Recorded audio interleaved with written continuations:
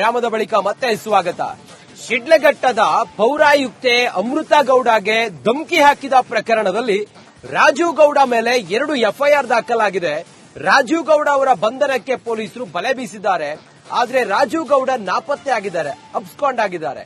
ಹಾಗಾದ್ರೆ ರಾಜೀವ್ ಗೌಡ ಅವರನ್ನ ಯಾಕೆ ಹಿಡಿಯೋದಕ್ಕೆ, ಬಂಧನ ಮಾಡೋದಕ್ಕೆ ಮೀನಾಮೇಷ ಎಣಿಸ್ತಾ ಇದ್ದೀರಾ?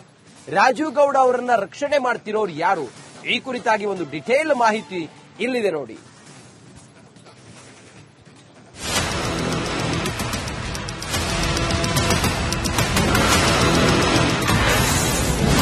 ಸರ್ಪತೋರಿ ಬೆಲೆ ಸೇರಿದ ರಾಜೀವ್ ಗೌಡ 5 ದಿನ 2 ಎಫ್ಐಆರ್, ಬಂಧನ ಯಾವಾಗ? ಪೌರಾಯುಕ್ತೆ ಅಮೃತ ಗೌಡಗೆ ರಾಜೀವ್ ಗೌಡ ಧಮಕಿ ಕೇಸಿನಲ್ಲಿ ಎಫ್ಐಆರ್ ಆಗಿ 5 ದಿನ ಕಳೆದರೂ ಇನ್ನೂ ಮಾತ್ರ ಬಂಧನವಾಗಿಲ್ಲ. ಕಾಂಗ್ರೆಸ್ ಮುಖಂಡನ 2 ಫೋನ್ಗಳು ಸ್ವಿಚ್ ಆಫ್ ಆಗಿದ್ದು ರಾಜೀವ್ ಗೌಡ ರಕ್ಷಣೆಗೆ ಸಚಿವರೊಬ್ಬರು ನಿಂತಿದ್ದಾರೆ ಎನ್ನುವ ಅನುಮಾನ ಮೂಡ್ತಾ ಇದೆ.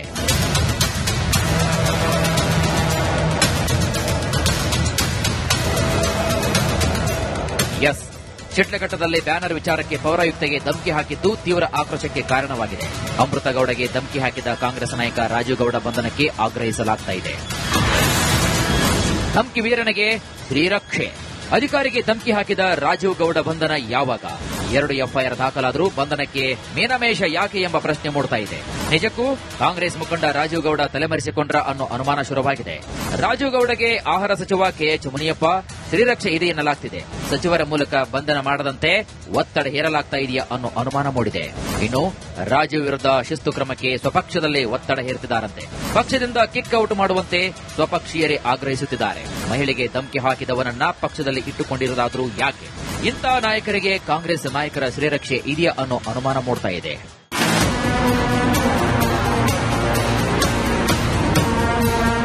ಒಟ್ನಲ್ಲಿ ಎಫ್ಐಆರ್ ದಾಖಲಾಗಿ 5 ದಿನ ಕಳೆದರೂ ರಾಜೀವ್ ಗೌಡ ಬಂಧನಕ್ಕೆ ಮೀನಮೇಷ ಎಣಿಸ್ತಾ ಇರುವುದು ಯಾಕೆ?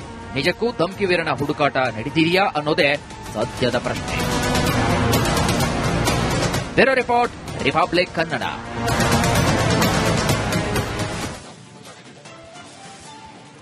ಹೆಚ್ಚಿನ ಮಾಹಿತಿಯೊಂದಿಗೆ ನಮ್ಮ ಪ್ರತಿನಿಧಿ ಕ್ರೈಮ್ ರಿಪೋರ್ಟರ್ ಅಭಿಷೇಕ್ ಜಯಶಂಕರ್ ಈಗ ನೇರ ಸಂಪರ್ಕದಲ್ಲಿ ಜಾಯಿನ್ ಆಗಿದ್ದಾರೆ. ಅಭಿಷೇಕ್, ಎಲ್ರಿಗೂ ಇಂಥ ಸಂಶಯ ಬರೋದು ಸಹಜ. ಯಾಕಂತ ಹೇಳಿದ್ರೆ ಕಾಂಗ್ರೆಸ್ನ ಮುಖಂಡ ರಾಜೀವ್ ಗೌಡ 2 ಎಫ್ಐಆರ್ ದಾಖಲಾಗಿದೆ, 6 ದಿನ ಆಗಿದೆ ಪ್ರಕರಣ ದಾಖಲಾಗಿ. ಎಲ್ಲಿ ಹೋಗಿದ್ದಾರೆ ಅಂತ ಯಾರಾದ್ರೂ ರಕ್ಷಣೆ ಮಾಡ್ತಿದ್ದಾರಾ ರಾಜೀವ್ ಗೌಡರನ್ನ? ಏನಾದ್ರೂ ರಾಜ್ಯ ಬಿಟ್ಟು ಬೇರೆ ಕಡೆ ಏನಾದ್ರೂ ಅವರು ಅಬ್ಸ್ಕಾಂಡ್ ಆಗಿದ್ದಾರಾ? ಏನಾದ್ರೂ ಪೊಲೀಸರಿಗೆ ಮಾಹಿತಿ ಸಿಕ್ಕಿದ್ಯಾ? ಏನಿದೆ ಅಭಿಷೇಕ್ ಇಲ್ಲಿವರೆಗೂ ಡೀಟೇಲ್ಸ್?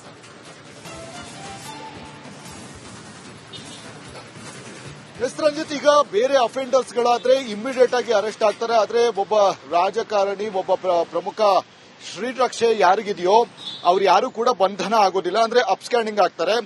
ಹಾಗಾದ್ರೆ ಪೊಲೀಸರಿಗೆ ಆತ ಇರುವಂತಹ ಒಂದು ಲೊಕೇಶನ್ ಗೊತ್ತಿದ್ರು ಅವರನ್ನ ಬಂಧನ ಮಾಡಕ್ಕಾಗ್ತಾ ಇಲ್ವಾ ಅನ್ನುವಂತಹ ಪ್ರಶ್ನೆ ಕೂಡ ಸಹಜವಾಗಿ ಮೂಡ್ತಾ ಇರುವಂತದ್ದು. ಈಗ 2 ಎಫ್ಐಆರ್ ಆಗಿದೆ. 1 ಎಫ್ಐಆರ್ ಆದ್ರೂ ಓಕೆ, 2 ಎಫ್ಐಆರ್ ಆಗಿದೆ.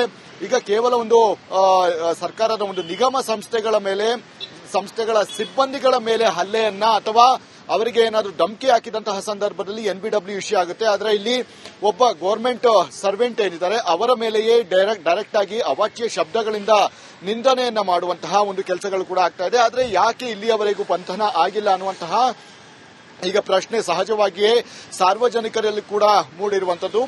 ಈಗ ಸದ್ಯದ ಮಟ್ಟಿಗೆ ಈ ಒಂದು ವಿಶೇಷ ತಂಡವನ್ನ ರಚನೆ ಮಾಡಲಾಗಿದೆ ಮತ್ತು ಕೆಲವರು ಸಚಿವರುಗಳು ಏನಿದ್ದಾರೆ ಅವರೆಲ್ಲರೂ ಕೂಡ ಒಂದು ಆದಷ್ಟು ಬೇಗ ಅವರನ್ನು ಬಂಧನ ಮಾಡ್ತೀವಿ, 3 ವಿಶೇಷ ತಂಡವನ್ನು ಕೂಡ ರಚನೆ ಮಾಡ್ತೀವಿ ಅಂತ ಹೇಳಿ ಮೊನ್ನೆಯಿಂದಲೂ ಕೂಡ ಹೇಳ್ತಾ ಬಂದಿದ್ದಾರೆ. ಆದ್ರೆ ಅದರ ಪ್ರೋಸೆಸ್ ಇಲ್ಲಿಯವರೆಗೂ ಕಾಣ್ತಾ ಇಲ್ಲ. ಅಂದ್ರೆ ಯಾವುದೇ ರೀತಿಯಾದಂತಹ ಪ್ಲಸ್ ಆಗುವಂತಹ ಇನ್ವೆಸ್ಟಿಗೇಷನ್ ಇನ್ನೂ ಕೂಡ ಆಗಿಲ್ಲ ಅನ್ನುವಂಥದ್ದು ಈಗ ಪ್ರಶ್ನೆಯಾಗಿ ಮೂಡಿದೆ.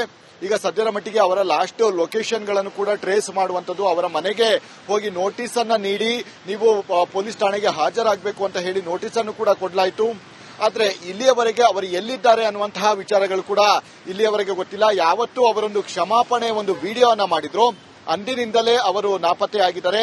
ಯಾವಾಗ ಎಫ್ಐಆರ್ ದಾಖಲಾಗುತ್ತೆ ಅನ್ನುವಂತಹ ಒಂದು ವಿಚಾರಗಳು ಗೊತ್ತಾಗುತ್ತೋ ಅಲ್ಲಿಂದ ಎಸ್ಕೇಪ್ ಆಗಿರುವಂತದ್ದು. ಆದ್ರೆ ಎಲ್ಲಿಗೆ ಎಸ್ಕೇಪ್ ಆಗಿದ್ದಾರೆ ಅನ್ನುವಂತಹ ವಿಚಾರ ಅವರ ಆಪ್ತ ವಲಯದಲ್ಲಿ ಕೂಡ ಇಲ್ಲ ಅಂತ ಹೇಳಿ ಪೊಲೀಸರು ಪೊಲೀಸ್ ಮೂಲಗಳ ಮಾಹಿತಿ ಆಗಿರುವಂತದ್ದು. ಹಾಗಾದ್ರೆ ರಾಜೀವ್ ಗೌಡ ಎಲ್ಲಿದ್ದಾರೆ ಅನ್ನುವಂತಹ ಒಂದು ಪ್ರಶ್ನೆ ಈಗ ಮೂಡ್ತಾ ಇರುವಂತದ್ದು. ಯಾಕಂದ್ರೆ ಈ ರೀತಿ ಒಬ್ಬ ರಾಜಕಾರಣಿಯ ಮೇಲೆ ಎಫ್ಐಆರ್ ಆದಂತಹ ಸಂದರ್ಭದಲ್ಲಿ ಆತನನ್ನ ಬಂಧನ ಮಾಡುವಂತಹ ಅವಶ್ಯಕತೆ ಇದ್ದಂತಹ ಸಂದರ್ಭದಲ್ಲಿ ಸಹಜವಾಗಿ ಅವರು ಎಸ್ಕೇಪ್ ಆಗ್ತಾರೆ.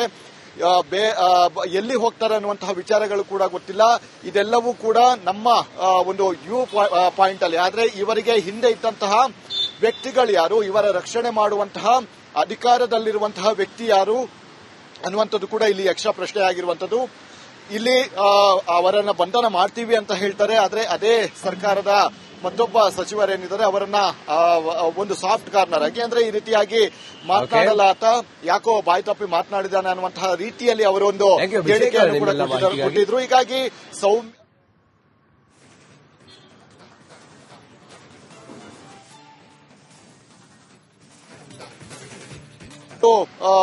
ಸರ್ಕಾರದ ಒಂದು ನಿಗಮ ಸಂಸ್ಥೆಗಳ ಸಿಬ್ಬಂದಿಗಳ ಮೇಲೆ ಹಲ್ಲೆಯನ್ನ ಅಥವಾ ಅವರಿಗೆ ಏನಾದರೂ ಧಮಕಿ ಹಾಕಿದಂತಹ ಸಂದರ್ಭದಲ್ಲಿ ಎನ್ಬಿಡಬ್ಲ್ಯೂ ಇಶ್ಯೂ ಆಗುತ್ತೆ. ಆದ್ರೆ ಇಲ್ಲಿ ಒಬ್ಬ ಗವರ್ಮೆಂಟ್ ಸರ್ವೆಂಟ್ ಏನಿದ್ದಾರೆ ಅವರ ಮೇಲೆಯೇ ಡೈರೆಕ್ಟ್ ಆಗಿ ಅವಾಚ್ಯ ಶಬ್ದಗಳಿಂದ ನಿಂದನೆಯನ್ನ ಮಾಡುವಂತಹ ಒಂದು ಕೆಲಸಗಳು ಕೂಡ ಆಗ್ತಾ ಇದೆ. ಆದ್ರೆ ಯಾಕೆ ಇಲ್ಲಿಯವರೆಗೂ ಬಂಧನ ಆಗಿಲ್ಲ ಅನ್ನುವಂತಹ ಈಗ ಪ್ರಶ್ನೆ ಸಹಜವಾಗಿಯೇ ಸಾರ್ವಜನಿಕರಲ್ಲಿ ಕೂಡ ಮೂಡಿರುವಂತದ್ದು. ಈಗ ಸದ್ಯದ ಮಟ್ಟಿಗೆ ಈ ಒಂದು ವಿಶೇಷ ತಂಡವನ್ನ ರಚನೆ ಮಾಡಲಾಗಿದೆ ಮತ್ತು ಕೆಲವರು ಸಚಿವರುಗಳು ಏನಿದ್ದಾರೆ ಅವರೆಲ್ಲರೂ ಕೂಡ ಒಂದು ಆದಷ್ಟು ಬೇಗ ಅವರನ್ನು ಬಂಧನ ಮಾಡ್ತೀವಿ, 3 ವಿಶೇಷ ತಂಡವನ್ನು ಕೂಡ ರಚನೆ ಮಾಡ್ತೀವಿ ಅಂತ ಹೇಳಿ ಮೊನ್ನೆಯಿಂದಲೂ ಕೂಡ ಹೇಳ್ತಾ ಬಂದಿದ್ದಾರೆ. ಆದ್ರೆ ಅದರ ಪ್ರೋಸೆಸ್ ಇಲ್ಲಿಯವರೆಗೂ ಕಾಣ್ತಾ ಇಲ್ಲ. ಅಂದ್ರೆ ಯಾವುದೇ ರೀತಿಯಾದಂತಹ ಪ್ಲಸ್ ಆಗುವಂತಹ ಇನ್ವೆಸ್ಟಿಗೇಷನ್ ಇನ್ನೂ ಕೂಡ ಆಗಿಲ್ಲ ಅನ್ನುವಂಥದ್ದು ಈಗ ಪ್ರಶ್ನೆಯಾಗಿ ಮೂಡಿದೆ. ಈಗ ಸದ್ಯದ ಮಟ್ಟಿಗೆ ಅವರ ಲಾಸ್ಟ್ ಲೊಕೇಶನ್ಗಳನ್ನು ಕೂಡ ಟ್ರೇಸ್ ಮಾಡುವಂತದ್ದು, ಅವರ ಮನೆಗೆ ಹೋಗಿ ನೋಟಿಸ್ ಅನ್ನ ನೀಡಿ ನೀವು ಪೊಲೀಸ್ ಠಾಣೆಗೆ ಹಾಜರಾಗಬೇಕು ಅಂತ ಹೇಳಿ ನೋಟಿಸ್ ಅನ್ನು ಕೂಡ ಕೊಡಲಾಯಿತು. ಆದ್ರೆ ಇಲ್ಲಿಯವರೆಗೆ ಅವರು ಎಲ್ಲಿದ್ದಾರೆ ಅನ್ನುವಂತಹ ವಿಚಾರಗಳು ಕೂಡ ಇಲ್ಲಿಯವರೆಗೆ ಗೊತ್ತಿಲ್ಲ. ಯಾವತ್ತೂ ಅವರೊಂದು ಕ್ಷಮಾಪಣೆ ಒಂದು ವಿಡಿಯೋನ ಮಾಡಿದ್ರು, ಅಂದಿನಿಂದಲೇ ಅವರು ನಾಪತ್ತೆಯಾಗಿದ್ದಾರೆ.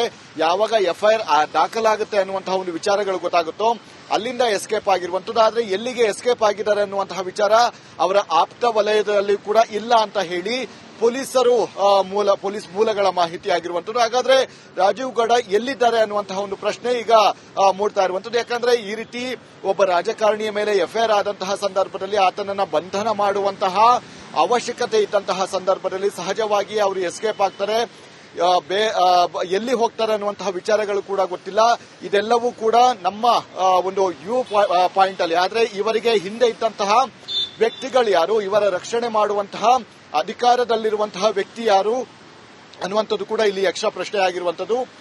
ಇಲ್ಲಿ ಅವರನ್ನ ಬಂಧನ ಮಾಡ್ತೀವಿ ಅಂತ ಹೇಳ್ತಾರೆ. ಆದ್ರೆ ಅದೇ ಸರ್ಕಾರದ ಮತ್ತೊಬ್ಬ ಸಚಿವರೇನಿದ್ದಾರೆ ಅವರನ್ನ ಒಂದು ಸಾಫ್ಟ್ ಕಾರ್ನರ್ ಆಗಿ, ಅಂದ್ರೆ ಈ ರೀತಿಯಾಗಿ ಮಾತನಾಡಲ್ಲ ಆತ, ಯಾಕೋ ಬಾಯಿ ತಪ್ಪಿ ಮಾತನಾಡಿದಾನೆ ಅನ್ನುವಂತಹ ರೀತಿಯಲ್ಲಿ ಅವರೊಂದು ಹೇಳಿಕೆಯನ್ನು ಕೂಡ ಕೊಟ್ಟಿದ್ರು. ಹೀಗಾಗಿ ಸೌಮ್ಯ